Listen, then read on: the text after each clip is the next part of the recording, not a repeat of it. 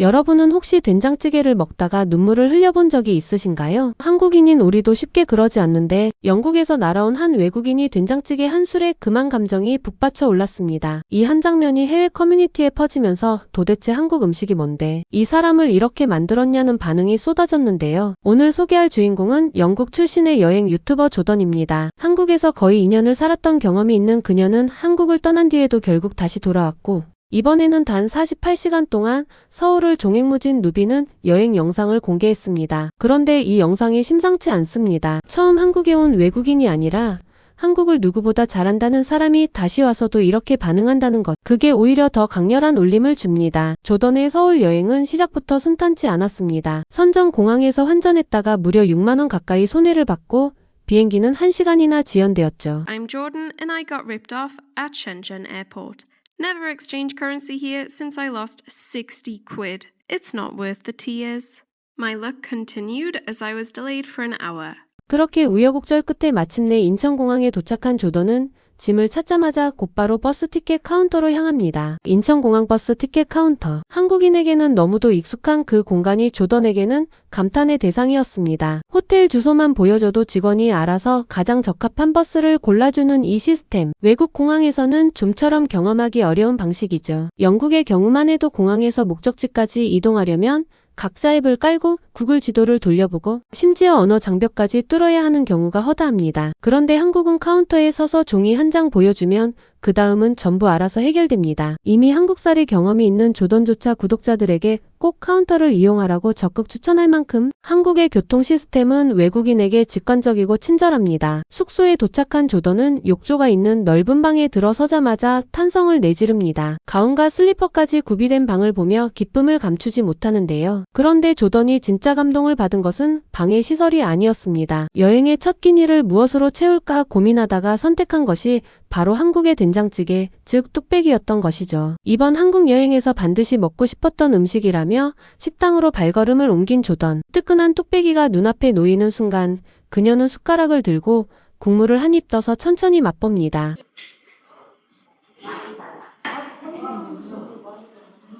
If I could eat one soup for the rest of my life, this would be it.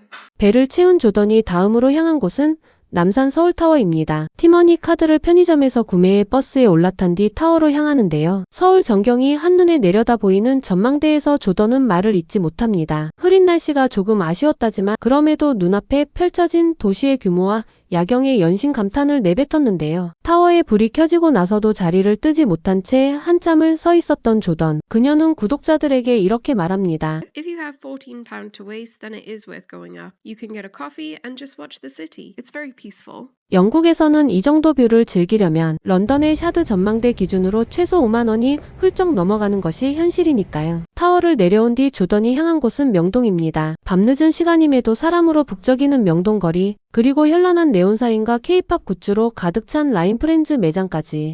Oh my gosh, it's the Line Friend shop. I have no self-control in this bloody shop. Someone save me.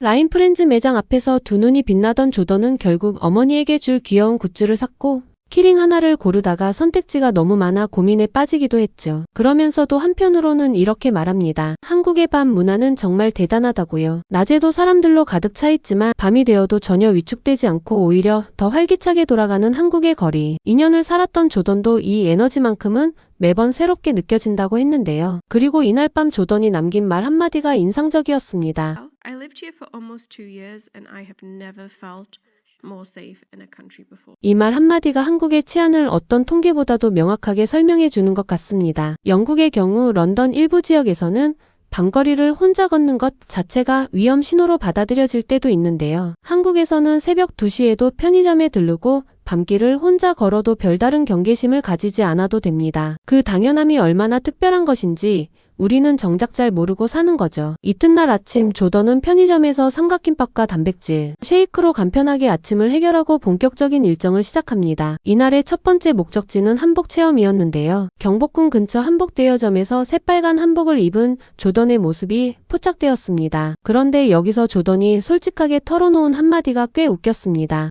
I think all of the nice hanbok had already been chosen, so I went with this Barbie pink one. In hindsight, I absolutely don't know what I was thinking, but let's just go with it for today. 이렇게 쑥스럽게 고백하면서도 한복을 입고 경복궁으로 향하는 조던의 표정은 설렘으로 가득했습니다. 한복을 입으면 경복궁 입장이 무료가 된다는 사실도 조던에게는 신선한 경험이었는데요. 경복궁 마당에서 혼자 사극 주인공 흉내를 내며 바닥에 주저앉는 모습. 처음 보는 광경이지만 그게 이상하게 보이지 않았던 이유는 경복궁이라는 공간 자체가 그 정도의 몰입감을 주는 곳이기 때문이겠죠. 600년 넘는 역사를 가진 궁궐이 도심 한복판에 그대로 살아있다는 것. 그리고 그 안에서 누구나 자유롭게 시간을 보낼 수 있다는 것. 이게 외국인들에게는 그냥 스쳐가는 관광지가 아니라 시간을 거슬러 올라가는 경험으로 느껴지는 겁니다. 오후로 접어들면서 조던에게 이 여행의 하이라이트를 할 수 있는 장면이 등장합니다. 비가 억수같이 쏟아지던 한옥마을 골목에서의 일이었는데요. 한국인 할머니 한 분이 우산도 쓰지 않고 걸어가던 조던을 보고 먼저 다가와 자신의 우산 아래로 불러들였다고 합니다. 조던은 사실 우산을 들고 있었지만 꺼내기 귀찮아서 그냥 걷고 있었다고 털어놓으면서 그럼에도 할머니의 배려에 너무 큰 감동을 받았다고 이야기했는데요. 말 한마디 없이도 행동으로 먼저 다가서는 한국인의 배려. 이 장면이 해외 시청자들 사이에서 화제가 된 이유가 바로 여기에 있습니다. 외국에서는 낯선 사람이 다가오면 일단 경계심부터 갖는 것이 일반적이지만 한국에서는 그 행동이 그냥 당연한 것으로 이루어집니다. 말 한마디가 없어도 언어가 달라도 그냥 손을 내밀고 우산을 함께 쓰는 것. 그게 한국인이 하는 방식이거든요. 조던도 그 따뜻함에 한참 웃음이 멈추질 않았습니다. 이날 저녁 조던은 한국 친구의 안내로 LA 갈비를 처음 경험합니다. 갈비를 직접 뼈에서 발라내고 냉면과 함께 곁들여 먹는 방식이 처음에는 낯설었지만 한 입 맛본 뒤에 조던은 입을 다물지 못했습니다. 마지막으로 갈비 육수로 만든 볶음밥까지 싹 비워버렸습니다. 서울에서의 마지막 주요 일정은 퍼스널 컬러 분석이었습니다. 무려 4개월 전에 예약한 이 체험을 조던은 지하철 카드를 잃어버린 소동으로 하마터면 놓칠 뻔했지만 15분 지각 끝에 간신히 도착했는데요. 아이돌과 연예인들이 다녀간 것으로 유명한 이 퍼스널 컬러 분석. 샵에서 조던은 자신에게 어울리는 색을 하나씩 대조해보며 완전히 새로운 자신을 발견하게 됩니다.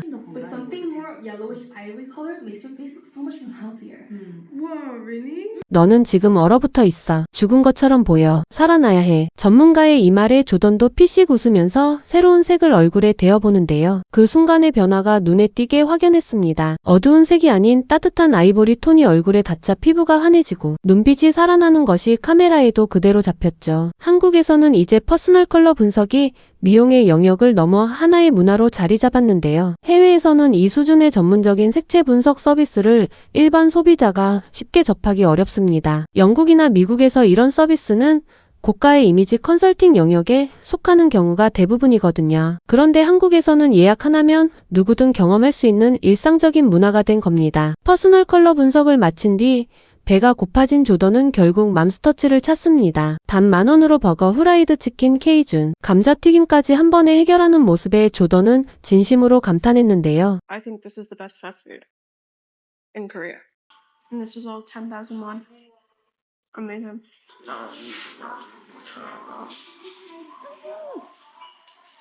Delicious. 조던은 이것이 한국에서 최고의 패스트푸드라고 단언했습니다. 영국의 패스트푸드 기준으로 같은 구성이라면 최소 20,000원은 좋게 넘어가는 금액이거든요. 서울역에서 짐을 챙겨 부산행 KTX에 오른 조던. 그런데 에스컬레이터가 고장나 계단으로 무거운 짐을 끌고 내려가야 하는 순간 옆에 있던 낯선 한국인 남성이 아무 말 없이 다가와 짐을 들어줬습니다. Wait, I have a K-drama moment. Oh my god, I love him. Thank you, kind man, for helping me. 짧지만 그 어떤 긴 설명보다도 많은 것을 담은 말이었습니다. 부탁하지도 않았는데 먼저 다가와 짐을 들어주는 한국인. 그리고 아무 일도 없었다는 듯 조용히 자리를 떠나는 한국인. 이 행동 하나가 조던에게 한국이라는 나라를 다시 한번 각인시키는 순간이 됐습니다. 48시간이라는 짧은 시간 동안 그녀가 마주한 것은 관광지의 풍경만이 아니었습니다. 된장찌개 한 그릇의 온기, 비오는 날 다가온 할머니의 우산, 그리고 말없이 짐을 들어준 낯선 남자의 손. 이 모든 것들이 모여 한국이라는 나라의 진짜 얼굴을 보여주었던 거죠. 여러분이 매일 살고 있는 이 나라가 누군가에게는 평생 잊지 못할 따뜻한 기억이 되고 있다는 것. 그걸 다시 한번 느끼게 해준 영상이었습니다.